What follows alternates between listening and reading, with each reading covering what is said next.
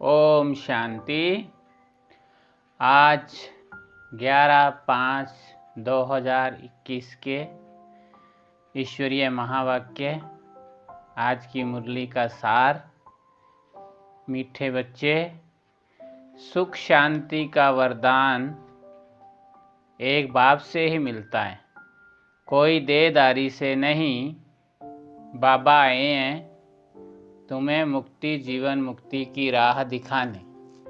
आज की मुरली का प्रश्न है, बाप के साथ जाने और सत्युग आदि में आने का पुरुषार्थ क्या है? उत्तर, बाप के साथ जाना है तो पूरा पवित्र बनना है। सत्युग आदि में आने के लिए और संग बुद्धि योग तोड़ एक बाप की याद में रहना है। आत्म अभिमानी जरूर बनना है। एक बाप की मत पर चलेंगे तो ऊंच पद का अधिकार मिल जाएगा। आज की मुरली का गीत है, नैनहीन को राह दिखाओ प्रभु, पग पग ठोकर खाऊं मैं।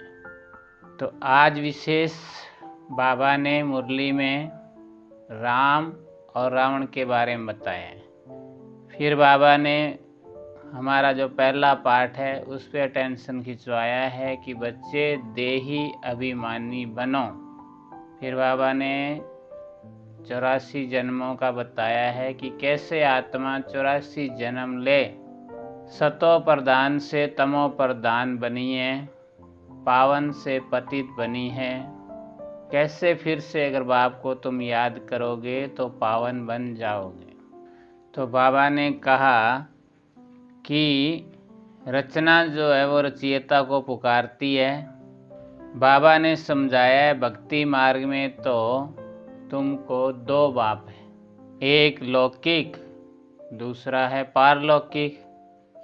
सभी आत्माओं का, तो बाबा ने कहा सभी आत्माओं का बाप एक ही है। एक बाप होने से सभी आत्माएं अपने को ब्रदर्स अर्थात भाई भाई कहते हैं। उस बाप को पुकारते हैं, ओ गॉड फादर, ओ परम पिता, रहम करो, क्षमा करो। तो पहले तो ये समझाना है कि हमको दो बाप है। अब पारलौकिक बाप तो सभी का एक है, बाकी लौकिक बाप हर एक का अलग अलग अपना अपना है। अब बाबा पूछ रहे हैं, अब लौकिक बाप बड़ा व पारलौकिक बाप बड़ा। लौकिक बाप को कभी भगवान व परमपिता नहीं कहेंगे। आत्मा का बाप एक ही परमपिता परमात्मा है। आत्मा का नाम कभी नहीं बदलता, शरीर का नाम बदलता है। और आत्मा भिन्न भिन्न शरीर ले पार्ट बजाती है, अर्थात पुनर्जन्म में आती है। तो बाबा कहते हैं बाप भारत में ही आते हैं और उनका नाम है शिव, इसलिए शिव जयंती व शिवरात्रि मनाते हैं। तो बाबा ने कहा जैसे आत्मा निराकार से साकार में आते हैं पार्ट बजाने, ऐसे बाप को भी पार्ट बजाने के लिए शरीर तो चाहिए ना। इसलिए मैं बूढ़े तन का आधार अर्थात ब्रह्मा बाप के तन का आधार लेता हूँ। अब बाबा ने कहा दो दो नेत्र होते हुए भी तीसरा नेत्र मांगते रहते हैं। तो तीसरा नेत्र आत्मा को ज्ञान का नहीं है, इसलिए कहते हैं नैनहीन को राह दिखाओ, जिसको दिव्य चक्षु भी कहते हैं। कहाँ की राह चाहते हैं? शांति धाम और सुख धाम की। फिर बाबा ने कहा मनुष्य का गुरु बन सदगति दे नहीं सकता, ना खुद सदगति पाते हैं ना औरों को देते हैं। एक बाप ही सर्व को सदगति देते हैं। इसलिए अलफ यानी अल्लाह बाप को याद करना है। कोई भी मनुष्य मात्र मुक्ति, जीवन मुक्ति, शांति और सुख सदा काल के लिए नहीं दे सकते।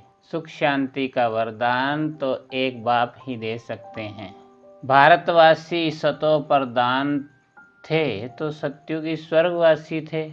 आत्मा पवित्र थी, भारत को स्वर्ग कहा जाता है, जबकि आत्माएं पवित्र सतो प्रधान। तो बाबा ने कहा आज से 5000 वर्ष पहले लक्ष्मी नारायण का राज्य था।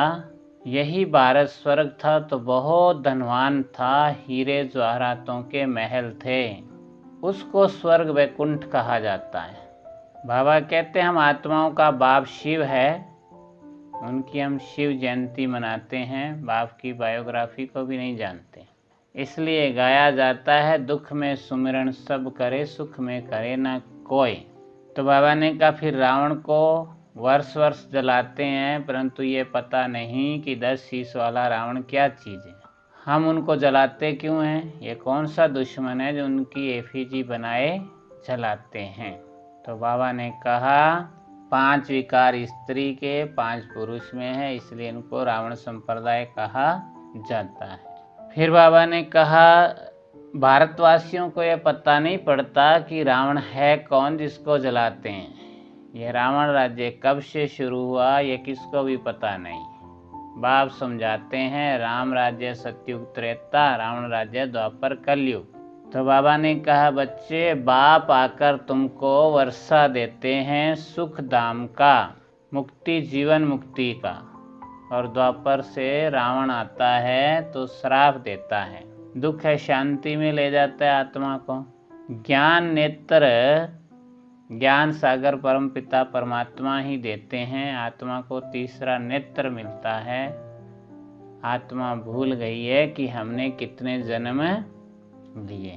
तो बाबा ने कहा गाते भी हैं मनुष्य 84 जन्म लेते हैं, 84 का चक्कर कहते हैं ना, परंतु कौन सी आत्मा 84 जन्म लेती है, जो भारत में पहले आते हैं वही देवी देवता थे, फिर 84 जन्म भोग अंत में पतित बन जाते हैं और बाप को पुकारते हैं कि हे पतित पावन आओ हमें पावन बनाने।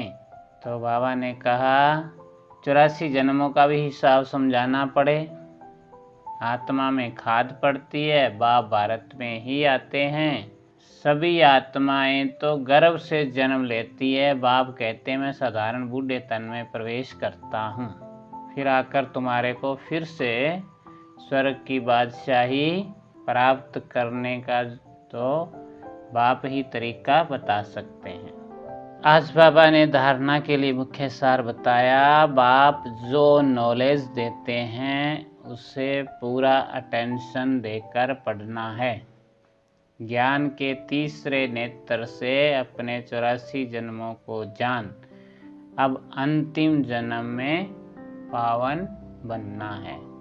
रावण के श्राप से बचने के लिए एक बाप की याद में रहना है, 5 विकारों का दान देना है, एक बाप की मत पर चलना है। सतगुरु बाप का आज का वरदान है अपनी स्मृति वृत्ति और दृष्टि को अलौकिक बनाने वाले सर्व आकर्षणों से मुक्त भव। अपनी स्मृति वृत्ति और दृष्टि को अलौकिक बनाने वाले सर्व आकर्षणों से मुक्त भाव। कहा जाता है जैसे संकल्प वैसी सृष्टि, जो नई सृष्टि रचने के निमित्त विशेष आत्माएं हैं, उनका एक एक संकल्प श्रेष्ठ अर्थात अलौकिक होना चाहिए। जब स्मृति वृत्ति और दृष्टि सब अलौकिक हो जाती है तो इस लोक का कोई भी व्यक्ति व कोई भी वस्तु अपनी ओर आकर्षित नहीं कर सकती। अगर आकर्षित करती है तो जरूर अलौकिकता में कमी है। अलौकिक आत्माएं सर्व आकर्षणों से मुक्त होंगी। तो आज बाबा ने आकर्षण से मुक्त होने के लिए कहा। बाबा ने कहा सर्व आकर्षणों से मुक्त हो जाओ तो आकर्षण मूर्त बन जाएंगे। स्लोगन, दिल में परमात्म प्यार व शक्तियाँ समाई हुई हो तो मन में उलझन आ नहीं सकती। दिल में परमात्म प्यार व शक्तियाँ समाई हुई हो तो मन में उलझन आ नहीं सकती। ओम शांति।